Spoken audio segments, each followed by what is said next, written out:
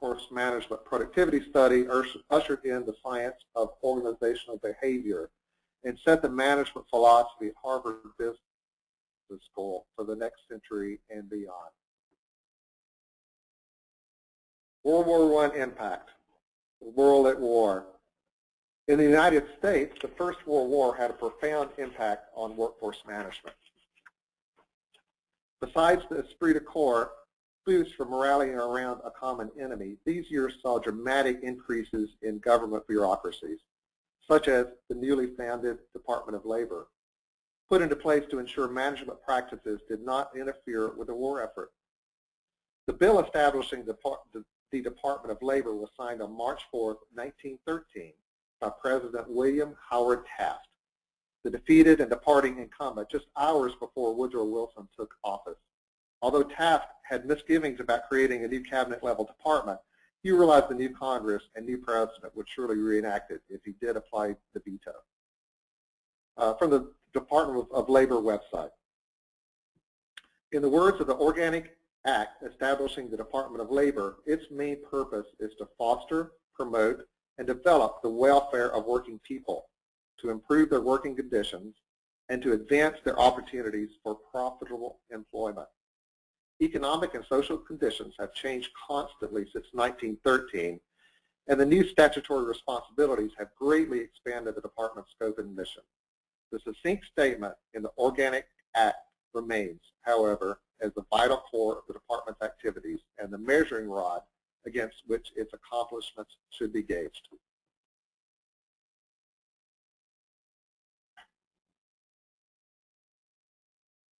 Depression-era legislation. Economic desperation motivated the passage of at least 6 pieces of legislation that substantially changed labor markets and practices. In 1931, the Davis-Bacon Act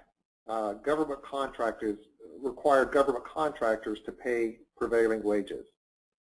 The Norris-LaGuardia Act in 1932 was a significant piece of legislation. It rendered yellow dog contracts unenforceable. Yellow dog contract or clause is an agreement in which an applicant or an employee agrees as a condition of employment not to be a member of a labor union. The Norris-LaGuardia Act also exempted unions from wrongful acts under antitrust law, and it granted unions an exemption from civil damage suits. In 1933, the National Industrial Recovery Act was passed. Labor portions of the bill were struck down by the Supreme Court in 1935, and the concepts were repackaged in Wagner, Walsh-Healy, FLSA, etc. Acts we'll cover shortly. The WPA, the Works Project Administration, which was the second part of the NRA, was allowed by the court to stand. For a short time, Title I of the famous NRA prescribed the drafting and establishment of a code system of fair competition for every sort of industry. These codes had the force of law and were exempt from antitrust provisions. Criticism began to mount when it was shown that larger industrial manufacturers were shaping codes to suit their own priorities, excluding labor, consumers, or the overextended NRA staff. Critics also noted that some NRA codes actually limited production and therefore penalized consumers by sustaining practices. The Wagner, or National Labor Relations Act, established the framework for U.S. policy and formed the National Labor Relations Board. The duties of the National Labor Relations Board are to conduct elections. The NLRA provides the legal framework for private sector employees to organize bargaining units in their workplace or to dissolve their labor unions through a decertification election. It also investigates charges. Employees, union representation, and employers who believe that their rights under the National Labor Relations Act have been violated may file charges alleging unfair labor practices at their nearest NLRB regional office. Also, to seek resolution, when a charge is determined to have merit, NLRB will explain the decision and offer the charged party an opportunity to settle before a formal complaint is issued. They decide cases. On the adjudicative side of the NLRB are 40 administrative law judges and a board whose 5 members are appointed by the President and confirmed by the Senate. Enforcement orders. The majority of parties voluntarily comply with orders of the board. When they do not, the agency's general counsel must seek enforcement in the U.S. Court of Appeals. Parties to cases may also seek review of unfavorable decisions by the federal courts. And again, the National Labor Relations Board is very pertinent today. There's quite a bit of legal activity surrounding that board.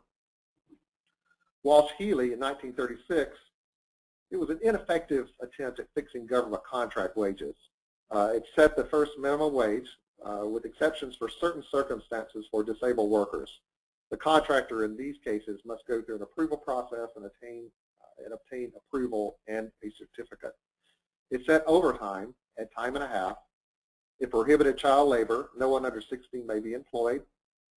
Prohibited convict labor, and established healthy and safety and health standards, which are monitored by OSHA. And again, Walsh-Healy applied only to federal contractors, but it did serve as a basis for the Fair Labor Standards Act. The Fair Labor Standards Act was passed in 1938, also known generally as the minimum wage and overtime law. The first part of FLSA sets the minimum wage, currently at $7.25, which was set in July of 2009. Many states also have minimum wage laws. In cases where an employee is subject to both state and federal minimum wage laws, the employee is entitled to the higher minimum wage. FLSA overtime. Covered non-exempt employees must receive overtime paid for hours worked over 40 hours per work week. A work week is defined as any fixed and regularly reoccurring period of 168 hours, which is 7 consecutive 24-hour periods. It fixed the initial overtime at 1.5 times the regular rate of pay. There is no limit, according to FLSA, on the number of hours employees 16 years and older may work in any work week. The FLSA does not require overtime pay for work on weekends, holidays, or regular days of rest unless overtime is worked on such days. It also sets standards around hours worked. Hours worked ordinarily include all the time in which an employee is required to be on the employee's premises on duty at a prescribed workplace. And the obvious implication is employees must be paid for all hours worked. This can be problematic and is a legal issue for a lot of employers. In general, employees are to be compensated for the period of time when an employee commences their principal activity and when the employee, between the times when the employee commences their principal activity, and when the employee ceases such activity. Some of the issues are not very clear-cut, such as break, meal times, on-call time, waiting time, etc. Why should I care? Legal criteria are sometimes based on correctly stated policies. Supervisors need to be aware of what is compensatable work to ensure compliance. Companies need to ensure policies and training on these policies to avoid expensive litigation or fines. Outcomes are often based on a company's policies and exactly how they were communicated. Here's an example from the Department of Labor website. Unauthorized extensions of authorized work breaks need not be counted as hours worked when the employee has expressively and unambiguously communicated to the employee that the authorized break may last only for a specific length of time, that any extension of the break is contrary to the employer's rules, and any extension of the break will be punished. Record keeping. Employers must display an official poster outlining the requirements of the FLSA. Employers must also keep employee time and pay records. Child labor. These provisions are designed to protect the educational opportunities of minors and prohibit their employment in jobs under conditions detrimental to their health or well-being. And again, the two most significant acts out of this period were the Norris LaGuardia and the FLSA.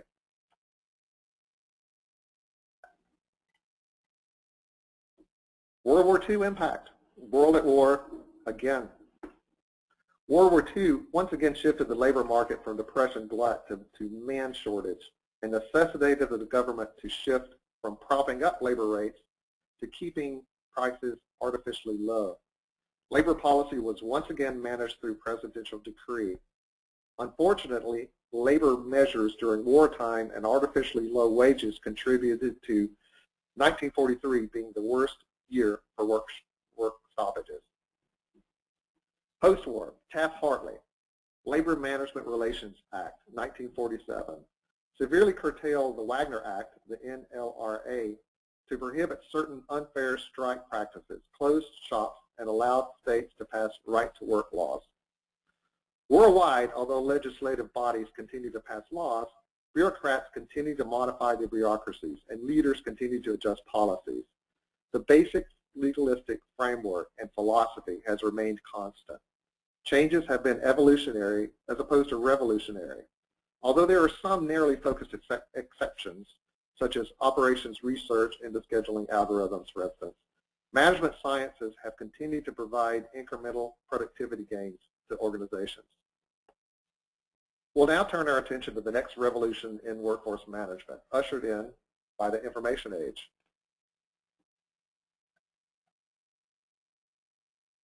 The final era, which we're in today, is information age. Starting in the 1950s, technology, especially computing power, provided enormous opportunities for organizing and managing workforces. With those opportunities came the task of managing that complexity, an issue with which we are still struggling to this day. In fact, many of the problems we face are the same or have close analogs to those experienced when we first applied computers to business applications. Some may actually be inherent in the technology itself, and by looking at efforts to solve these in the past may help us mitigate these issues today. Productivity is the driving force. In the mid-1950s, the advent of commercial computers came into being. By even this time, Thomas J. Watson, chairman of IBM's prediction of a world market of maybe 5 computers, was looking rather conservative. Current estimates put the worldwide install base of just personal computers at 1.4 billion. The first computer applications tangentially related to workforce management were used to compute payroll, perhaps because computers at that time were viewed as giant calculators. In 1954, General Electric took delivery of the UNIVAC 1 with the vision of not only automating accounting and payrolls for its Louisville, Kentucky major appliance plant, but to use the UNIVAC 1 for production planning and tracking. Although the programs functioned correctly initially, the company soon experienced the Achilles heel of computer automation. Changes were time-consuming, expensive, and unwieldy to manage. This should probably sound familiar. This was especially true during this time period because writing programs on these ancient beasts involved instructing the computer at a painfully low level. High-level languages such as COBOL and Fortran were to be the panacea of this expense and complexity. Unfortunately, and predictably today, they fell short of the goal, and our appetite for automation and complexity continues to outstrip the ability of computer science to conceive of some ways to express our logical constructs. But why should I care? Complexity of systems and maintenance remains one of the primary issues companies grapple with today.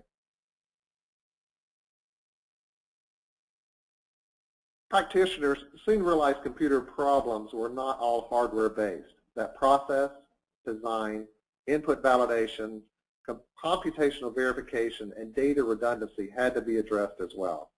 Writing a program did not start at the computer, but with a pencil and paper, or in that day a typewriter, and a flowchart template. This was the birth of information as a science. Computers were not just about hardware. Interesting problems arose as humans were introduced into the picture. Compared to computers, humans were notoriously nonlinear, out-of-the-box thinkers. Writing deterministic systems that provide satisfactory responses to human interactions still provides to be a very difficult problem to this day. The databases of that era consisted of a master file and a series of transaction files which were used to update the master files. Master files were eventually stored on tapes, with transactions being keyed onto punch cards. Access was serial in nature and continued to be the predominant access method of the time. Time clocks typically used paper cards to record time. These cards were mechanically stamped by the time clock and were actually forms on which clerks would compute time durations and gross pay for input into payroll systems. Much as had been done for several decades. This architecture remained stable with incremental improvements until introductions of relational databases. Based on the paper written in 1970 by IBM employee E.F. Codd, the first commercial relational database was introduced to the market in 1978 by Larry Ellison's company, Relational Software Incorporated, later renamed to the Oracle Systems Corporation. Around the same time, Moore's Law began to provide abundant computing power to a data-hungry world. Named after Gordon Moore, co-founder at Intel, it was first described in a paper by Moore in 1965. It was uncannily accurate in its description that integrated circuit complexity would double in complexity every year. And if you downloaded an earlier version of the slides, I had the date is 1985. That was a little bit late. Moore's Law, the paper was written in 1965. User interfaces evolved to green screens, or CRTs, which gave rise to the first user interactive time-sharing systems. For the first time, a typical administrative worker would directly interact with a computer. For computer applications, build or buy was the question of the day. This era saw the introduction of the first widely successful packaged solutions. They were the predecessors of our current workforce management system. Companies found offerings from Tesseract, Integral, and Dun & Bradstreet expedient from both cost and time perspective. Incidentally, Integral was founded by Dave Duffield, founder of PeopleSoft, and now Workday. On the computer sciences front, Alan Kay and Douglas Engelbart, researchers at the Xerox PARC facility, invented the graphical user interface and its trusty sidekick, the mouse.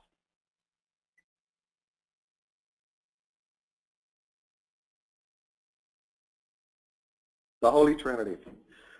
Rapid increases in computer power, relational databases, and GUI interfaces led to the development of perhaps the first practical user-oriented computing platform, client-server architecture, and the today unmatched champ of applications, PeopleSoft. It also signaled the death knell of some of the most successful HR software companies, which I've mentioned above. Platform shifts are quite hard on software companies. Few survive these elemental shifts of fundamental forces. So why should I care? Certain patterns have emerged from the dawn of computers, and we anticipate will be repeated despite the best efforts of technology. Unless recognized and managed, they will be problematic whether you are implementing, upgrading, rolling out, or in steady state. We are in perhaps the midst of a less fundamental shift, however. Getting back to current history, the next platform shift was to the web. The entire globe virtually stampeded toward this delivery mechanism because it required almost no installation. Hey, upgrades would be a cinch. No dreaded version mismatches between client-server components. It was potentially ubiquitous and, well, worldwide. It was invented by Al Gore. Well, let's skip the inconvenient truth around that one. The shift to the web, too. The web is a great example of a disruptive technology. Disruptive technology is a term coined by Harvard Business School professor Clayton M. Christensen to describe a new technology that unexpectedly displaces an established technology. A few recent examples with the products or markets they disrupted. Some examples are digital cameras disrupted the film industry. LEDs, or light-emitting diodes, are currently disrupting the light bulb industry. LCD monitors put a death to CRTs. You don't see many of those around anymore. Client server impacted mainframes to a huge degree. And then along came the web, which in turn disrupted client server. Another great example is downloadable music and CD sales. The last one I have is spelling checkers, and my ability to spell correctly has been severely impacted. A hallmark of disruptive technologies is they are almost unstoppable once they gain a dollop of social acceptance, even within one social group. A great example of that is downloadable music. I believe it became quite acceptable among people probably much younger than me, which definitely gave it validity and legs. They can be slowed, as in the case of downloadable music, but rarely halted. Okay, back to the web. Once again, the drivers were costs, and closely related, the simplification of management of infrastructure. A significant challenge for software developers was that the web is stateless. Once your web page loads, the connection is closed, and the server has no way to know who you were or where you were in your process. You or your browser needs to remind it using some kind of code in your URL or with cookies, which are little identifiers which the server stores on your system to keep track of who and where you are in a multi-page transaction. Because of the stateless nature of the web and the methods required to deal with it, significant security gaps appeared and have been slowly mitigated over time. Again, this is one of the hallmarks of disruptive technology is they often come bundled with unexpected and typically negative consequences. There was another problem with web technology. It really was perhaps the most user-brutal interface that we've seen in a couple of decades. Although graphically rich, it provides less true functionality than the CICS or the green screen CRTs of several decades back. What are the disruptive forces at work today? Join us for our presentation, The Future of Workforce Management, here tomorrow at 12:15, or as a hint, just follow us on Twitter. Acquisition spike. The shift to the web combined with the tech boom of the 1990s and into the next century produced a spike in acquisitions. This was as much a side effect of the web as a disruptive technology as much as the often attributed causation of the tech boom. Again, same story, different decade. PeopleSoft was on a rather bumpy ride to transition into the latest architectural revolution. About the same time, it released its first true workforce management product, PeopleSoft Time and Labor. The product quickly gained a reputation for difficult implementations and sluggish performance. PeopleSoft was then acquired by Oracle, and the resulting dispersal of talent hindered PeopleSoft's efforts to transition the architectural gap. Why should I care? Again, patterns. Acquisitions typically result in a dispersion of talent while causing customers concern over a perceived drop in service levels and future value of their investment. Results in the creation of software alternatives and increased competition, ultimately benefiting customers in the long run.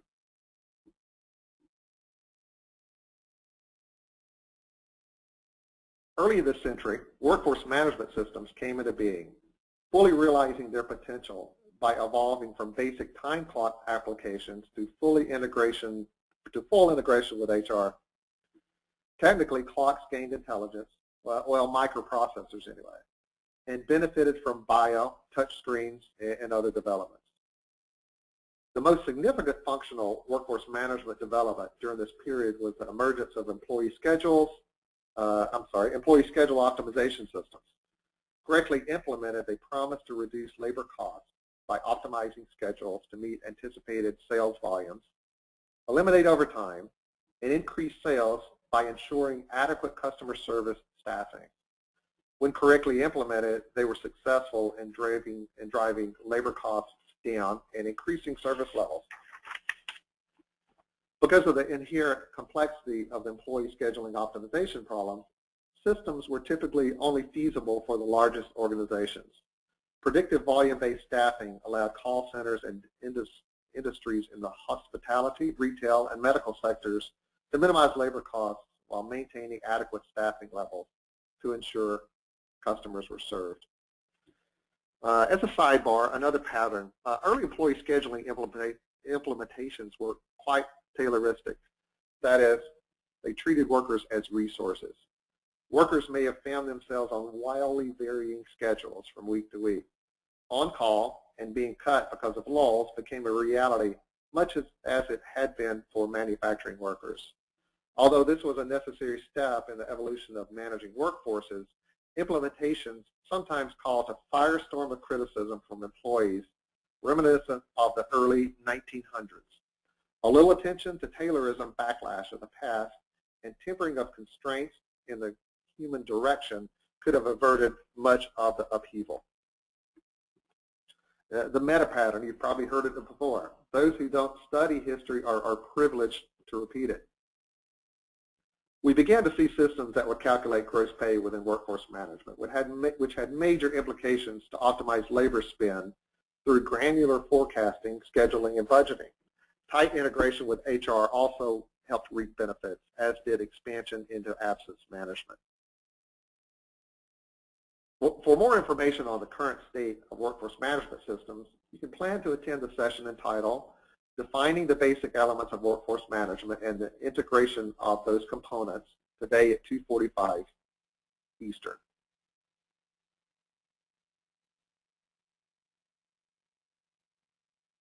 Successful long-term system strategy. What should you be doing? What should you be thinking about? Practitioners should expect to replace systems on a regular basis as part of their long-term system strategy. As an alternative viewpoint, there are sometimes companies in the Fortune 50 still running happily on Tesseract, a system written in the 70s. Old systems, if kept, typically evolved into back-end calculation engines with other user interface systems and packages wrapped around them. Correct and tightly optimized employee schedule optimization is a necessary element if you are to remain competitive on labor costs. We see these systems moving down market from the enterprise to the upper mid-market today. Fast forward to today.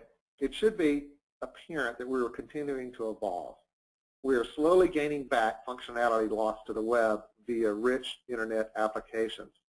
Software vendors are getting better at building systems that are much easier to configure and require less coding. Service providers are getting better at implementing systems better, faster, cheaper.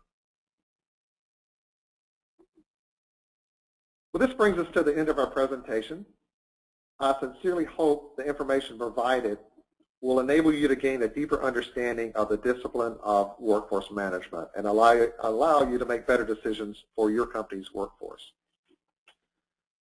Please don't forget to complete the survey. We'll also be in our booth, Sability booth, during the conference. You can find us in the exhibition hall under the premier sponsors.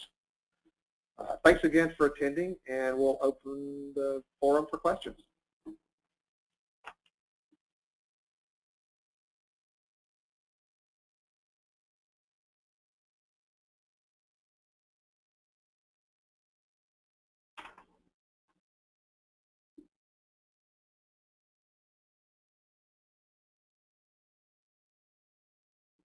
Well, there don't appear to be any questions. Like I said, if you do have some individual questions, feel free to stop by our booth. But otherwise, thank you for attending, and we look forward to seeing you. Thanks.